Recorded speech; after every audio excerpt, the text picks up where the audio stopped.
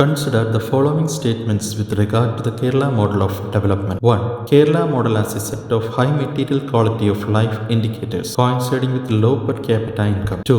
Amartya Sen and Jean Rees have a long campaigned Kerala's development experience in their numerous works. 3.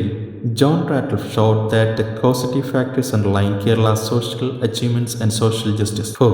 The main criticism is that Kerala model has not created enough jobs, leading many people to work abroad. Which of the statements given above is or are correct? Kerala വികസന മാതൃകയെക്കുറിച്ചുള്ള താഴെ പറയുന്ന പ്രസ്താവനകൾ പരിഗണിക്കുക. 1. കുറഞ്ഞ പ്രതിശീർഷ വരുമാനവുമായി പൊരുത്തപ്പെടുന്ന ഉയർന്ന ഭൗതിക ജീവിത നിലവാര സൂചകങ്ങളുടെ ഒരു കൂട്ടമാണ് കേരള വികസന മാതൃക. 2.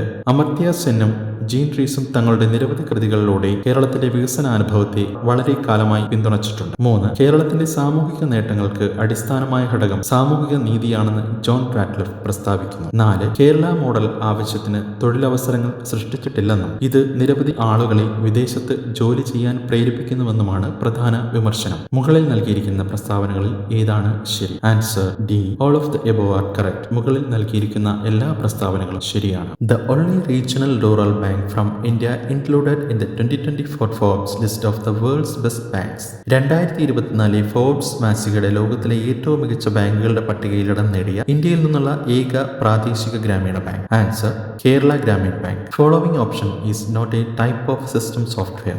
ഇനി പറയുന്ന ഓപ്ഷൻ ഒരു തരം സിസ്റ്റം സോഫ്റ്റ്വെയർ അല്ല. Answer option C MS Excel.